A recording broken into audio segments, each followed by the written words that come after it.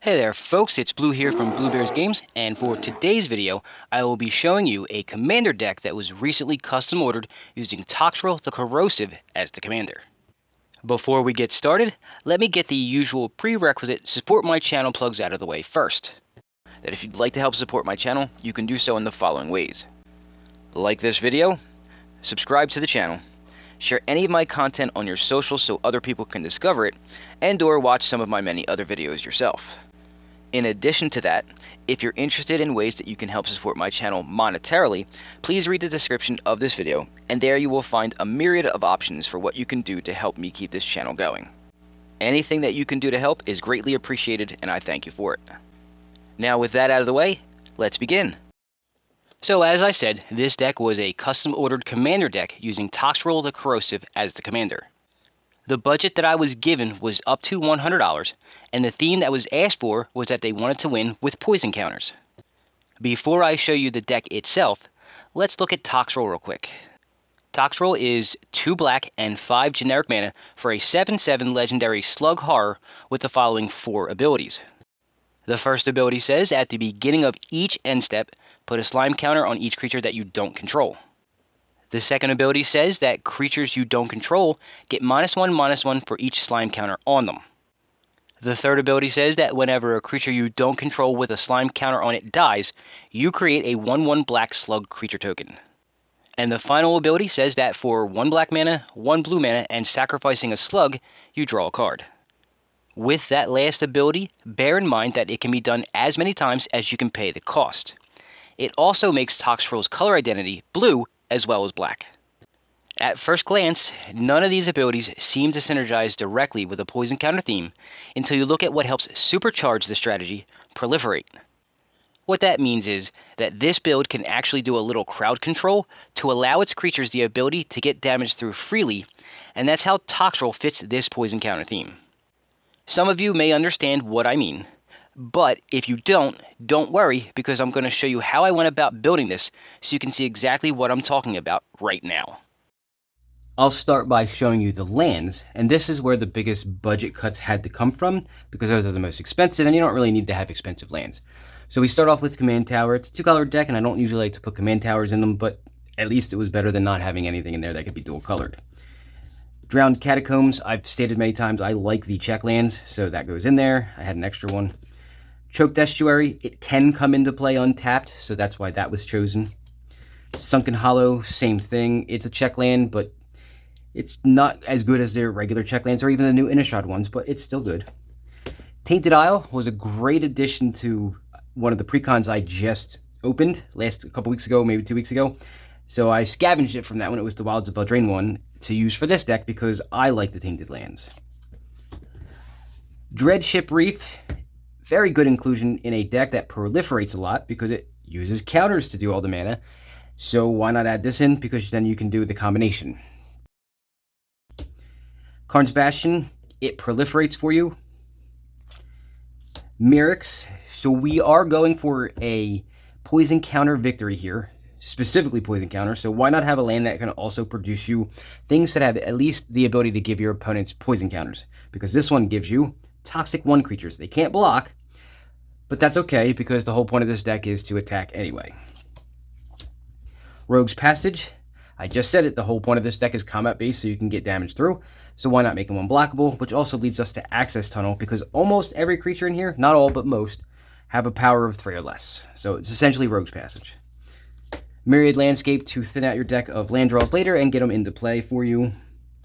And then the rest of them will be basic swamps and islands, and I believe it's 12 of each, but I'll have the deck list and you can check me on that. Moving on to the ramp section, it's going to look light at first, but the reason for that is because these are dedicated ramp stuff, and then I'm going to have a couple of other ramp cards in here that have other things that they do. So we start off with Wayfarer's Bauble, because again, it thins your deck of land draws later and gets it into play for you. Everflowing Chalice, because this is a proliferate deck, you get a counter on it, and then you just keep growing the counters on it, so it produces more and more mana as you go. And this is actually key for something else that I will show you just at the end of this video. Soul Ring, naturally, and Arcane Signet, naturally. And then the fifth one is Talisman of Dominance, because again, the Wilds of Eldraine precon that I opened a week or two ago, I scavenged from it because it was a blue-black deck, and this was too. Oh yeah, real quick, I forgot to mention while I was doing this. There is one card missing that the owner of this deck will have on them for when they receive this. It's Astral Cornucopia. It's 3x. So what that means is you have to declare the value. So if you do x equals 2, you have to pay 2 for each x. So that would be 6. Most likely that they're going to choose is 1 for the value and pay 3, put it into play, and then start proliferating to get counters on it. And it adds a mana of any color you choose for each counter on it. Really good in a deck that proliferates, and I forgot to mention that, so I'm mentioning it now. The creature section here comes in 4 parts. The first part is the Infect part, naturally, because it's a poison deck. What I said earlier about the ramp stuff was because this card actually does 2 things. It's an Infect creature, and it's a ramp creature because it's a 2-to-cast creature that's a mana dork, because it can tap to add 1 mana of 1 generic mana. So that's why that's in there. It's partially ramp, but if you don't need it to be ramp, it can be an Infect creature for you. Ichor Claw Mirror is next. And then we have Phyrexian Digester. They're just generic Infect creatures because the Infect creatures in Magic, they had a higher mana cost because they had Infect, so it didn't really matter. Corpse Cur, this one actually allows you to grab another Infect card from your graveyard and put it in your hand if it dies, so that's nice and useful. Plague Stinger, it's a 2-to-cast one with flying and Infect because there's not a lot of flying, so this was quite important. Flendermite has Infect and Lifelink. Lifelink is good because this is a black deck, and you do have some life points you're going to lose due to your own, you're going to cut yourself to do something. That's what black does, so having Lifelink is helpful. Contagious Nim, 3-to-cast 2/2 with Infect. Septic Rats, another 3-to-cast 2/2 with Infect, but now it says when it attacks, if the defending player is already poisoned, it gets +1/+1 until end of turn, making it a 3/3. So obviously it will deal more Infect damage. Ichor Rats, a 3-to-cast 2/1 with Infect, but when it enters the battlefield, everybody gets a poison counter, so at least it can start the poison counters without actually having to do combat damage, which is why that is important. Flesh Eater Imp, 4-to-cast Flying Infect, and you can sacrifice a creature to have it get +1/+1 until end of turn, and the point of this deck with Toxrill is that you're going to get slug tokens that you can sacrifice to the Imp if you need. Good old Skittles, Skitherix, Blight Dragon, it's a 5-to-cast 4/4 flyer with Infect, and then 2 abilities that you can spend black mana to either regenerate it or have it gain haste until end of turn. Blighted Agent is a 2-to-cast 1/1 that has Infect and is unblockable, so now you don't even have to worry about having access to Access Tunnel or Rogue's Passage. It'll just do the damage you need to get the poison counters on them. And then Viral Drake, 4-to-cast 1/4 with flying Infect, and then it has a built-in proliferate ability that is not a tap ability, which means you can do it as often as you have enough mana to pay for it. The next section is going to continue this theme with Toxic, which is what wasn't available when I first made a Toxrill deck for somebody. So we've got Billis Skull Dweller, 1-to-cast 1/1 with Death Touch and Toxic 1. Toxic works a little different than Infect. It deals actual combat damage, and then also, whatever the Toxic is, it gives that many poison counters. Blight Belly Rat is a 2-to-cast 2/2 with Toxic 1, and then when it dies, you proliferate. Pestilent Siphoner is a 2-to-cast 1/1 with flying and Toxic 1. Stinging Hive Master is a 3-to-cast 3/2 with Toxic 1 and an ability that says when it dies, you create a 1/1 colorless Phyrexian Might creature token with Toxic 1 and it can't block. So it dies and it replaces itself with something that can, again, do Toxic poison counter giving. Sheoldred's Head Cleaver is a 4-to-cast 2/4 with Menace, so it can't be blocked by less than 2 creatures, and Toxic 2.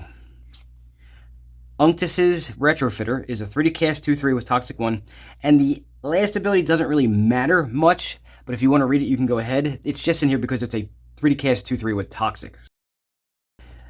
Voidwing Hybrid is a 2-to-cast 2/1 with flying Toxic 1, and then whenever you proliferate, you can return it from your graveyard to your hand. So repeatable use of this card can be really key. And then the last Toxic creature is Venzer Corpse Puppet. It's a 2-to-cast 1/3 with Lifelink, Toxic 1, and then whenever you proliferate, you can choose one of these 2 things. You can say, if you don't control a creature that it's named here, you create that creature, which is a 3/3. Or you can have target artifact creature you control gain flying and lifelink at the end of turn, which, I mean, it's not that great. This is in here for the lifelink and Toxic 1 with a little bit of bonus. Two creatures that have proliferate effects are going to be Thrumming Bird. It's a 2 to cast 1/1 that when it deals combat damage to a player you proliferate. And then we have Flux Channeler, which is a 3 to cast 2/2 that whenever you cast a non-creature spell, proliferate. So this does have 25 creatures in it, plus the commander. And then the rest of the spells in here are not creatures. So that's, I think, 35 to 40 of them, somewhere around that range. So that's a lot of things that you can cast that aren't creatures that will proliferate for you. The last two creatures are purely for utility. And they're kind of cool for this deck. The first one is Gisa, Glorious Resurrector. It's a 4 to cast 4/4 with 2 abilities. If a creature an opponent controls would die, exile it instead. There's a couple of things that go with that. First, you don't have to be the one to kill it for that creature to be exiled. The second thing that this does is it cancels out dies triggers because it's a replacement effect, so instead of things dying, they now get exiled, so they never hit the graveyard to trigger the dies triggers. Then there's the other ability that says at the beginning of your upkeep, you put all creature cards that were exiled with Gisa onto the battlefield under your control, and they gain Decayed, which means that whenever they attack, you have to sacrifice them at the end of combat. So that's a really good card because a lot of things in this deck should be dying on your opponent's side. The other one is Sludge Monster. Really like this card here because it actually plays with the slime counters that Toxrill does. It's a 5 to cast 5/5, so decent stats at that mana value. Whenever it enters the battlefield or it attacks, you put a slime counter on up to one other target creature. And then non-horror creatures with slime counters on them lose all abilities and have a base power and toughness of 2/2. Putting that on people's commanders will piss them off. And because Toxrill puts slime counters on, this doesn't say slime counters that were put on there by Sludge Monster. So any counters that Toxrill puts on anybody count as well, and they will be 2/2s. Next, we have Instants and Sorceries, and I leaned into what Black and Blue do the best. So we start with Counter Magic. The Counter Magic I chose was budget friendly because there was a budget, but they are the best for what they do for what they cost monetarily. So a Null, this puts in a lot of work in Commander. It's a 1 to cast counterspell that counters an artifact or enchantment. I can't understate enough how actually effective this card can be. Arcane Denial, 2 to cast counter, but it's 1 blue and 1 of any instead of 2 blue or 1 blue and 1 black, so it's kind of friendly to cast. And of course it gives your opponent cards that they get to draw, but you also get a card. It's not my favorite counter magic spell in Commander, but it does work in a pinch. Negate counters a non-creature spell. Bring the Ending, it's 1 blue and 1 generic. It counters a spell unless its controller pays 2. However, if an opponent is corrupted, which is to say that they have 3 or more poison counters on it, if that spell's controller has 3 poison counters on it, it's just a counter spell in general. Counters anything, and they can't get out of it by paying 2. Reject Imperfection, 3 to cast. It does just counter a spell, and then if that spell's mana value was 3 or less, you proliferate, which really does help advance the theme here.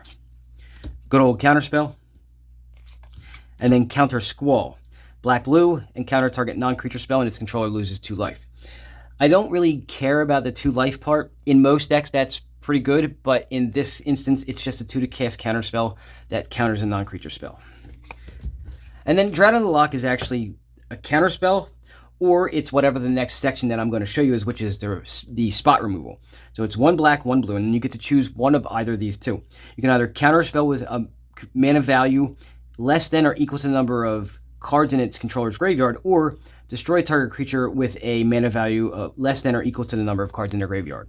So it's either a counterspell or it's spot removal. Speaking of spot removal, here's the other ones that I've chosen for this. This is the only one that's going to look like this. The rest of them are going to actually just be pure, straight up, just removal. Spark Harvest, it's 1 to cast, which is why I have this in here.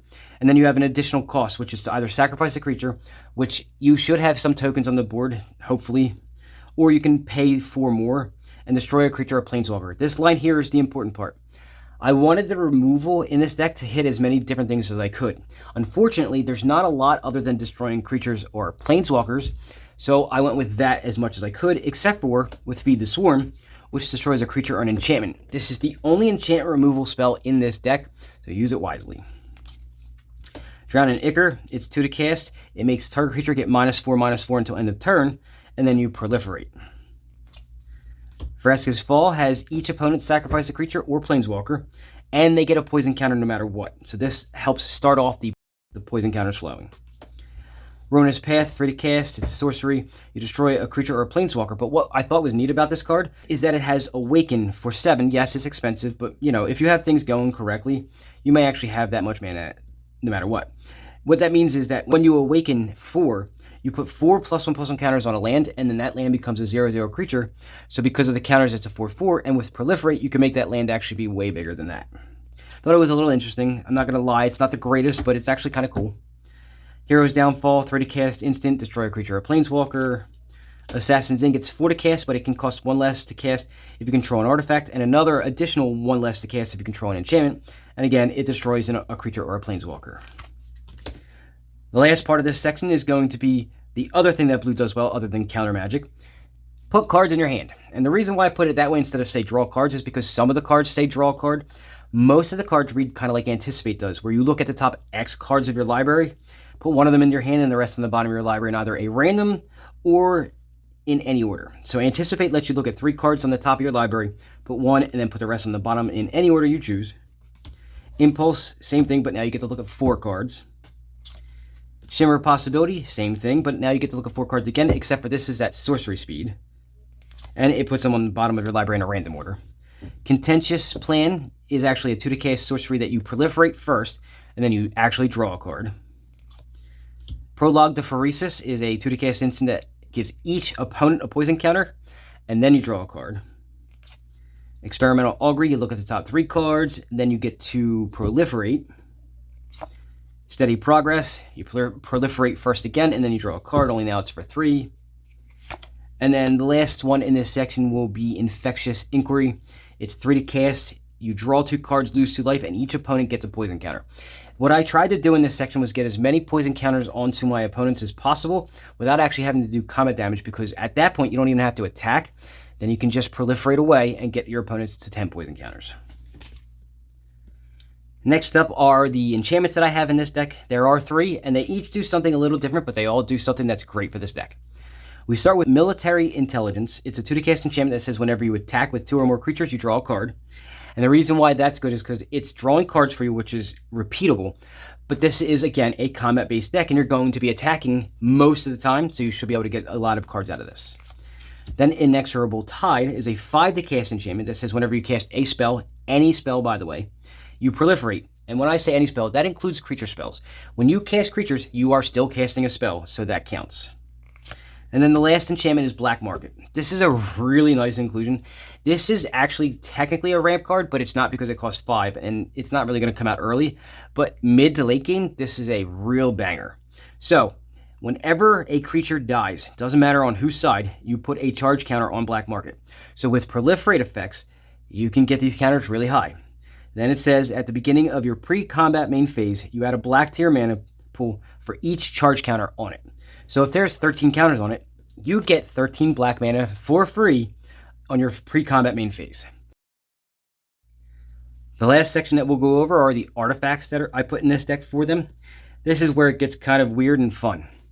So we start with something called Contagion Clasp. It's 2 to cast, and then when it enters the battlefield, you put a -1/-1 counter on any creature you want.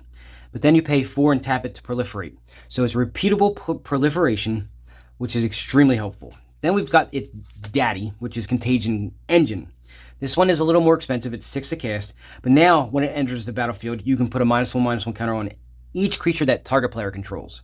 And then, now when you pay the 4 and tap it, you proliferate twice. So with these 2 on the board, if you have enough mana, you can proliferate 3 times. Keep that in mind for what I'm about to show you in just a minute. Next up is Trigon of Corruption, 4 to cast. When it enters the battlefield, it enters with 3 charge counters on it. Then you can pay 2 black and tap it to put a charge counter on it. Then you can pay 2 and tap it to remove a charge counter from it to put a -1/-1 counter on target creature. You see where a deck full of counters and proliferation gets really nice with this card? You can put a lot of counters on it and stack them so that you can just start putting -1/-1 counters on things when you need to.